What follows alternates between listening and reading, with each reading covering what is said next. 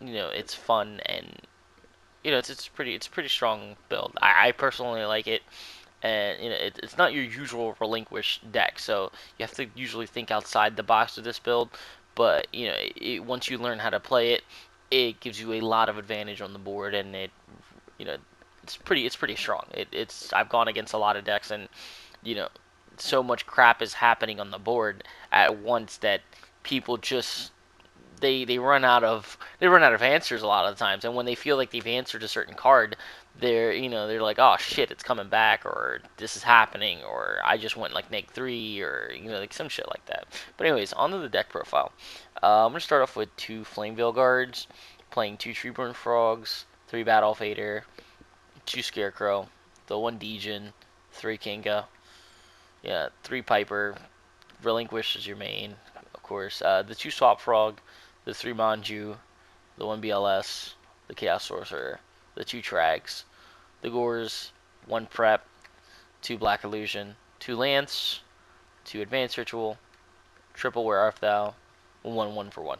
For the extra, I'm going Cataster, Mistbird Colossus, Crimson Blader, Star Eater, Formula Synchron, number 63 Shimoji Soldier, Ghost Rick Dullahan, Mirror the Giant Star, Utopia Roots, 2 Slackers, 1 Downward Magician, and triple Lionheart. Um, my thoughts on this deck, and the reason why I'm selecting the cards I'm selecting, like, for example, people will call me on why I'm playing 3 Kinka-byo as opposed to 2. This deck really takes advantage of the level 1s in your deck. You're not just going Relinquish in this deck, which is what I love. Most decks that just go all in on Relinquish tend to really, they tend to put themselves in a tough spot when they spend 2 to 3 cards to end up summoning 1 monster, and then it ends up getting compulsed, or torrential or some shit, like where it leaves the board and you're just like, oh crap, well, I just basically dumped a whole hand on 1 card, or I dumped half my hand on a card just so that once it dies, you're seriously behind to where it's kind of hard to keep up. This sort of mitigates that because you're just not playing just Relinquish. You're playing Relinquish as an alternate boss monster, and you have a bunch of alternate win conditions, which is what I love about this build. But yeah, I'm playing the Flamvale Guard engine with Advanced Ritual Art because I feel like this deck isn't really taking advantage of a lot of Degens, with the exception of the 1 Tech Degen, which I'll get into in a bit. But you're mainly just trying to you want to get just that regular special summon, take a monster, that's it. You don't want to have that added effect of special summons, because that implies into me putting a bunch of cards that I really don't need, and then it focuses more on the regular Black Illusion summon as opposed to having the versatile Advanced Ritual Art setup. And this deck really takes much more advantage of the Kinka-byo Infinite Spam Relinquish, you know, with Advanced Ritual Art. So I feel like Advanced Ritual Art really fits the bill as opposed to just focusing all in, because those are less cards I have to worry about. You know what I'm saying? As long as I can make the ritual summon for Relinquish easier, uh, it gives me that much more of an advantage, and that's kind of what I really wanted to focus on this build. Um, I'm playing the 2 Treeborn Frog and the 2 Swap Frog. I know that kind of would bring up some thought, and my reasoning on the 2 Swap Frog and the Treeborns is because you don't want to play 1 Treeborn Frog in the sense of, one, you're XYZing a lot, so chances are you're going to be using that 1 Treeborn Frog as in an XYZ. Having the second Treeborn Frog in the grave can really give you that flexibility, like not having to worry about like shit, I just lost Trooper and Frog, and I don't, it keeps you with that advantage loop, and you want to have that advantage at all times. The more you can spam, the more you can reuse, etc. The second reasoning is you don't want it to get banished. Trooper and Frog is a very powerful asset in this deck. It gives you access to a bunch of level 1, XYZs, and that's really what you really want to abuse alongside with the Relinquished plays as well. Having versatility in the deck, helps a lot. You know what I'm saying? Like, it's just, like, it's a lot more problems that your opponent has to watch out, which is really what you really want to keep going.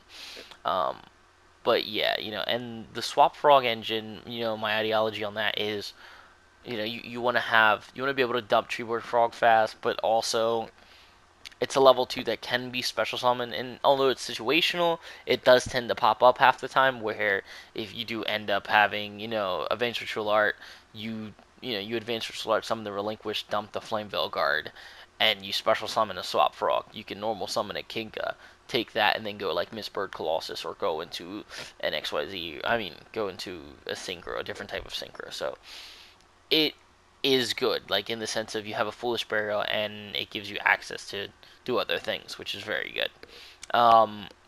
The triple Where Art Thou it's also it's a very interesting choice.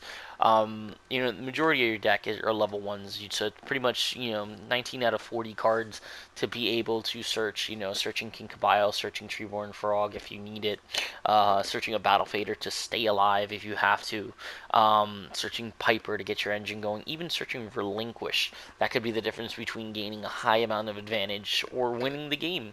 And at the low, I mean, in the drawback on if you're getting relinquished, since it can't be normal summon, you're gonna take the 2,000 points.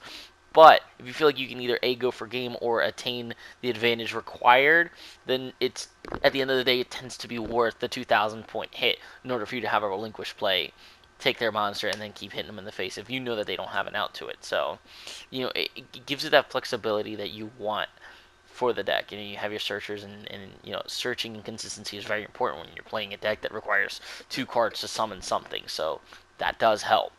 Your Chaos Engine, your Trags, you have a big hand, Gores. This is kind of staple crap. Yeah, I'm gonna go to the extra deck. You're paying your basic synchros. People were asking me, like, I was moving the synchros back and forth. This is a situational card, Star Eater, but you're playing Trags. You know how many times I've gotten to where I have a Trag, I can sit on a Trag, drop it, and then just go Kinka-byo, get the Flame Veil Guard, and just go Star Eater, and then just people don't know what the fuck to do half the time. Um, but yeah, I mean, it's pretty interesting. Your synchros, I mean, well, your XYZs that you're gonna mainly be using, your Sumoji Soldier, you can set up plays with Downward Magician. Your Ghost Herd Dullahan, I don't know if this is really TCG yet, but it's an interesting card. You get 1,000 attack points, you can just half attack of something, and if you need to run over something, but it's also easy fodder to detach an XYZ if you have to. Mirror the Giant Star, or the Star Bearer. A good card if you can play it with Relinquish. Relinquish can't be destroyed by card effects, which it can be problematic for some people. But I mean, or if you need to attack for gaming, you can make a Mirror the Star Bearer, and they're sitting on back row, which is anything that's not compulse, or you know like any destruction. If you know that they have, like, if they're centralizing on destruction, and you can make it mirror and then just run over, just run through, then yeah, you can do that, I guess. But it's a good card to have. Utopia Roots, it's Utopia, does help. I think I find this Utopia actually pretty interesting. I'm not sure if you can use a Utopia Ray on Utopia Roots. I gotta check that. I might be wrong, but if you can, that'd be pretty neat. But having a level 1 Utopia does help. Negate attacks, etc., etc.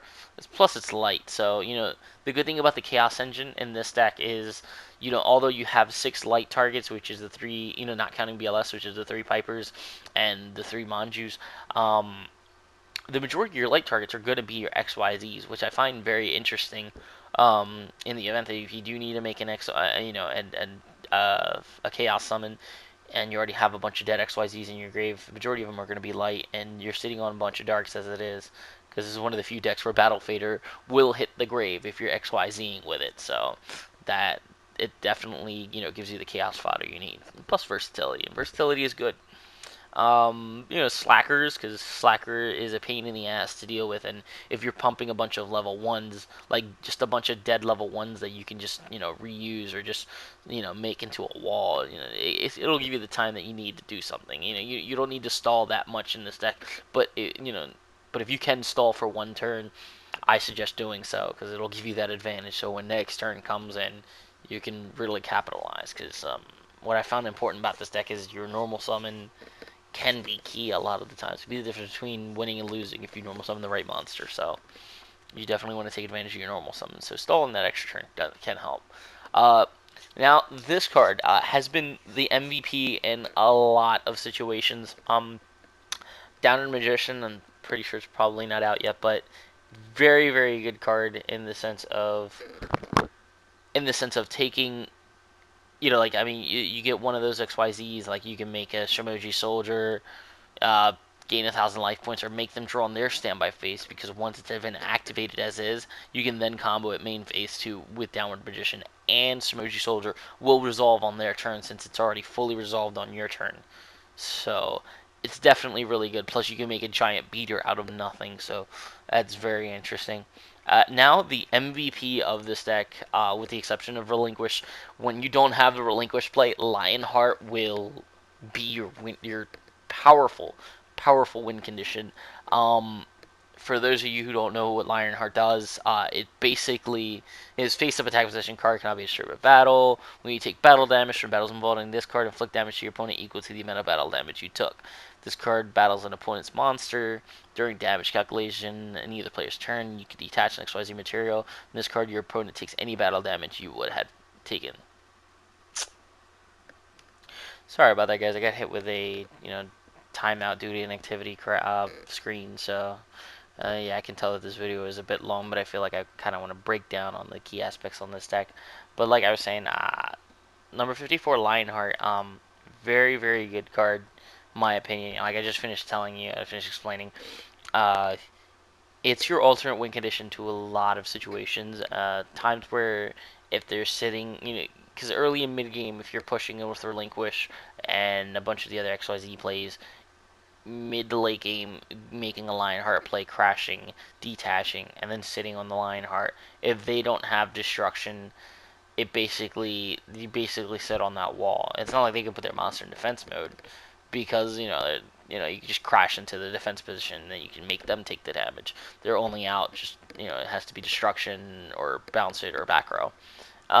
Which I mean it's not impossible, but it puts people in those positions where you have to deal with this problem, or it will become a problem that cannot be dealt with for quite a bit. So it's definitely a strong power card that you're going to play with this deck, and it's definitely definitely gives you that alternate win condition that's going to be really quick. So if you need to get that quick win, or you need to get that quick damage, spamming Lionheart with Kinka-byos could you could just easily take out like 2k plus damage, a good chunk of damage off of someone with a single attack with Lionheart, which is really great.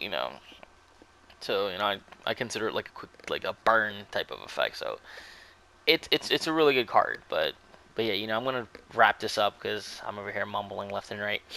But I hope that this breakdown of this video, or the breakdown of the deck profile, kind of helped out. I feel like this is a more unique. This is a more unique type of build as opposed to a lot of the other ones. I feel like I've kind of combined Piper Chaos with a sort of Frog engine, which I kind of like. It has been working pretty good. Don't take my word for it. Try to test it out. See what you guys think about it. See if you guys enjoy it. But yeah, this is a really good deck, really fun deck. Um, it's also very, very good. It's a lot of thinking too. Like a misplay in this deck can be the difference between a win or a loss. But even though that's the same with a lot of other decks. But with this deck specifically, you want to be able to do the right summons, pick the right cards with Kinka-byo, and do the right plays to really take advantage of that grind game. Because this deck is pretty much grind based. It's not I'm gonna summon a card and win turn two. It's just you're playing your right cards and you want to set up your grave, you want to set up your board, and you really want to be able to outgrind that opponent without necessarily losing. And this deck does that very well. It also controls the opponent's board a lot more than most decks. You know what I'm saying? Like it's all about Relinquish taking their cards, negging their board, negging their monsters, and hitting them in the face with their own monsters. Unfortunately, this deck, I mean, I don't have a side for it, but assuming, when I finish the side, it's predominantly going to be focused against, burn decks and Exodia decks. Those are, even though a lot of decks lose to those decks, this deck will lose a lot more consistently to those decks, for the simple fact that if you don't have monsters, I can't really do a lot. This deck focuses on the opponent having monsters, and the bigger the beater, the better. you know, the more life points you can deal for them, you know, against them, you know, deal towards them, and you know, the stronger your relinquish is going to be. So, and you know, most of the time you're going to be going up against, you know, there's big hitter decks, so it's not going to be like out of the realm of impossibility, or you know, 8 out of 10 times you're going to find somebody who's going to have a monster. So it will work. But anyways, thanks guys. I appreciate you guys watching the videos. Don't forget to like, sub, comment, subscribe, do whatever you guys have to do, and you know, Team Geigus Gaming will be coming back, and will be, you know, I will be bringing out a lot more videos. This is you know, basically my welcome video, just to, you know, kind of reintroduce you guys, and you know, in case, you know, you guys are new to our channel, be sure to check us out. We will be throwing out a lot more content, or at least I will be throwing out a lot more content. So yeah, thanks guys. I appreciate you watching the video, and you know, until next time, this is Dan. Thanks for watching.